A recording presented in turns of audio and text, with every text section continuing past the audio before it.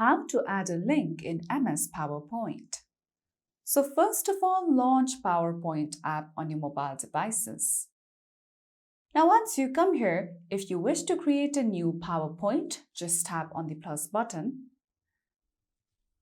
From here, choose any of the layout.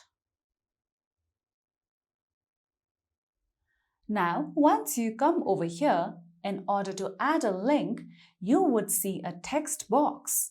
Simply long tap on it. Then, make sure that you have copied a specific link. Then all you would have to do is tap on paste. With that, you can see that you will successfully be able to add a link on your MS PowerPoint slide. So that's it for today's video, and at last, don't forget to subscribe to our YouTube channel.